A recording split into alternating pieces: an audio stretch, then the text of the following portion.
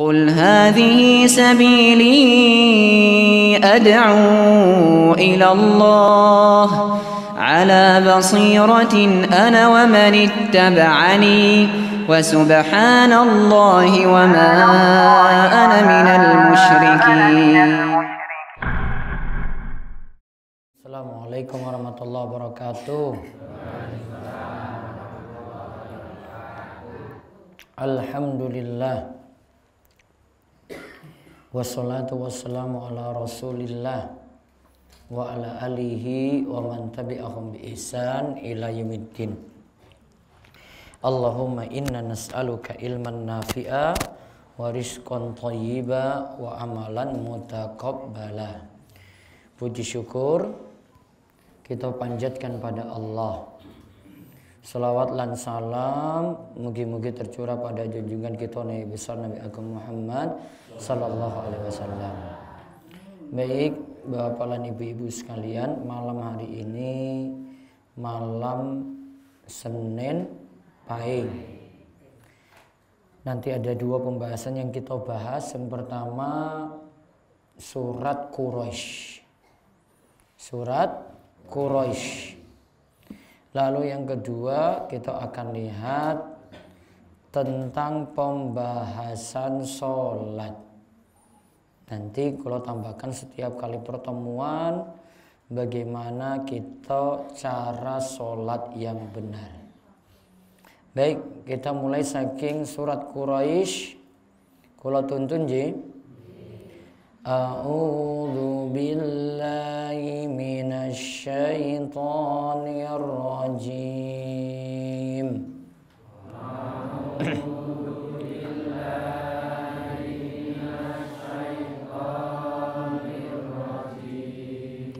Bismillahirrahmanirrahim.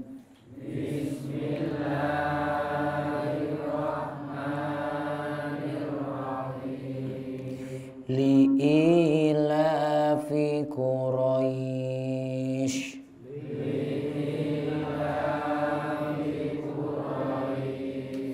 Li'ilafi Quraisy.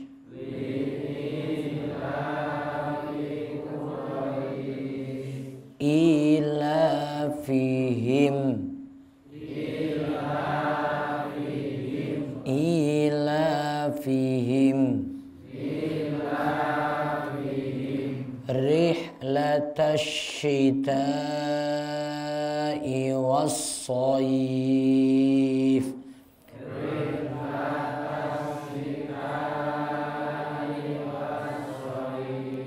Rihlatash syita'i was-shayf.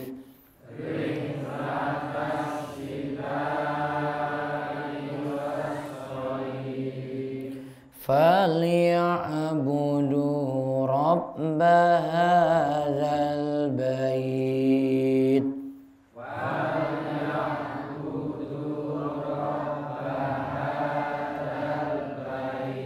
Falyabudu rabba hadzal bait.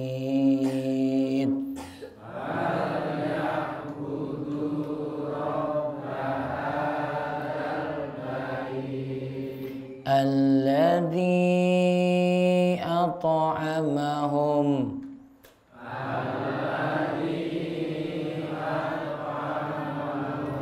Alladzi at'amahum.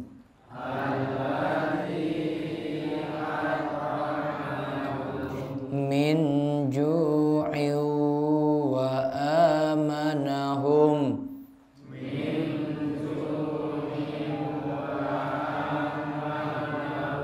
Min khawf.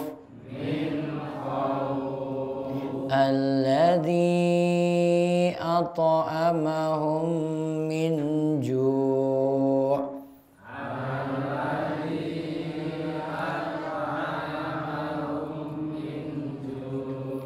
Wa amanahum min khawf.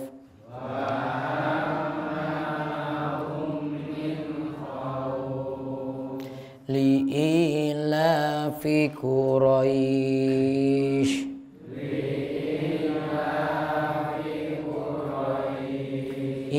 ilafihim rihlatash syita'i was-shayf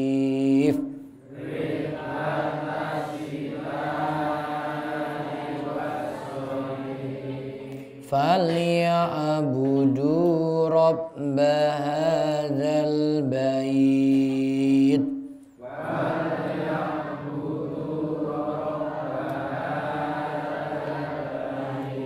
alladzi at'amahum min ju'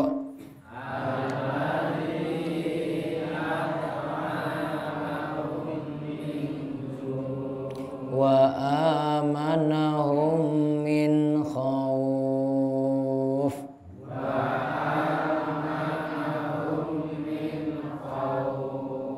Taib. Sekarang kita lihat artinya. Karena kebiasaan orang Quraisy, ayo diikuti.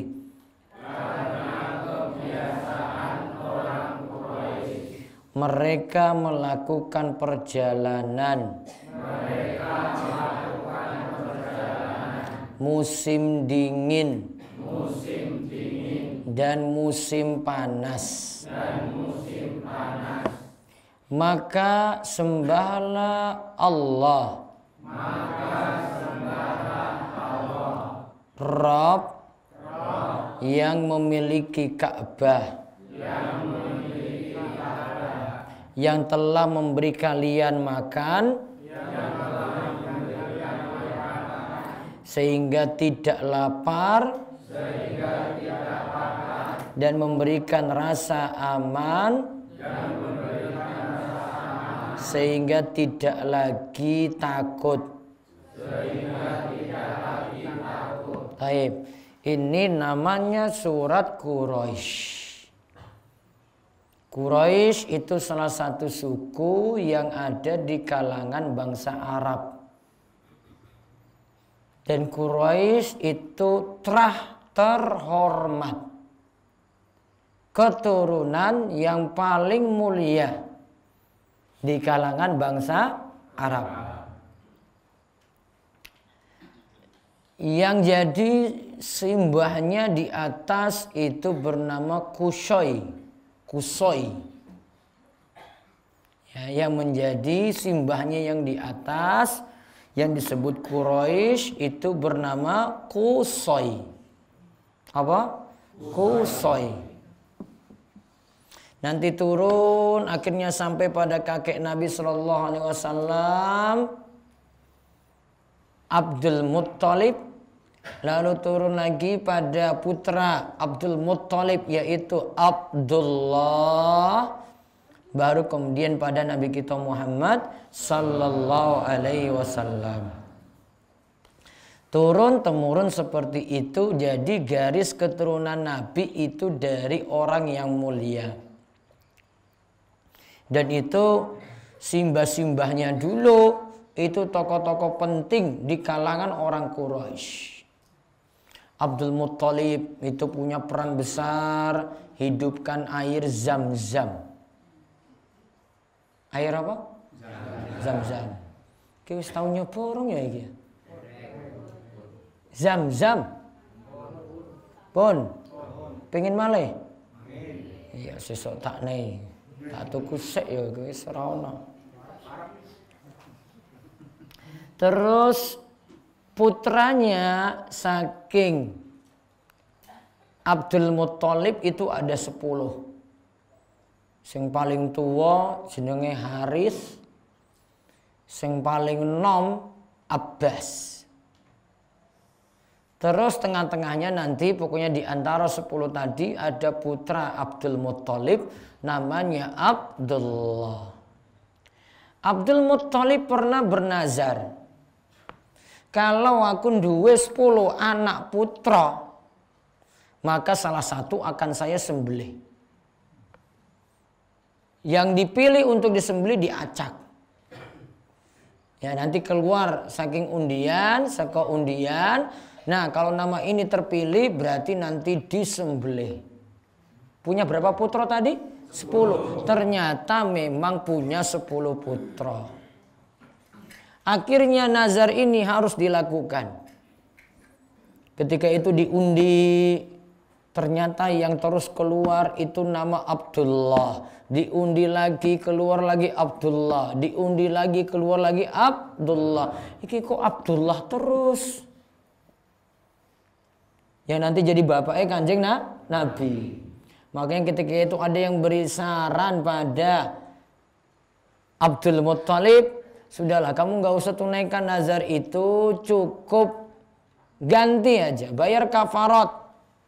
Kafaratnya berapa? Sembelih saja 100 unta. Berapa? 100. Ini harga unta ini kira-kira 2 kali harganya sapi. Kalau 100 sapi taruhlah 15 kali 2 30. Kalau 100 3 miliar. Itu loh.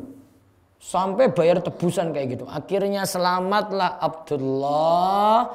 Lantas nikah dengan Aminah. Ketika usia kandungan Aminah itu 6 bulan, bapak Nabi Muhammad yaitu Abdullah tadi meninggal dunia. Nabi belum lahir. Usia kandungan pinten? 6 bulan. Berarti ketika Kanjeng Nabi itu lahir, beliau dalam keadaan yatim, nggak pernah dapat asuhan dari seorang bapak. Ya, disebut anak apa? Yatim. Tepatnya sebagian ulama katakan 9 Rabiul Awal pada hari Senin 571 Masehi atau bertepatan dengan tahun gajah. Amul Fil. Tahun gajah. Ketika itu disebut tahun gajah karena saat itu Raja Abroha saking Son'a, Yaman, itu melakukan penyerangan ingin hancurkan Ka'bah dengan tentara gajahnya. Namun Allah tolong Ka'bah. Ka'bah nggak jadi hancur karena sebelum masuk ke area Mekah, tepatnya di daerah Al-Mughammas atau sekitar daerah Mina yang ada saat ini, datang wa arsala alaihim tayran ababil tarmihim bihijaratim min sijil faja'alahum ka'asfi ma'kul. Maka diutuslah burung yang berbondong-bondong datang, jamaat berbondong-bondong datang, dilemparlah itu dengan batu hijaratan min sijil, batu yang dibuat padat. Batu yang dibuat padat. Wa arsala alaihim tayran ababil tarmihim bihijaratin min sijil. Dan sebagian itu katakan itu batu saking api neraka. Terus faja'alahum ka'asfim ma'kul. Pasukan gajah tadi akhirnya jadi seperti daun yang dimakan hewan ternak. Seperti jenengan lihat sapi itu makan pakannya, hancur lebur. Maka keadaan tentara Raja Abroha jadinya seperti itu.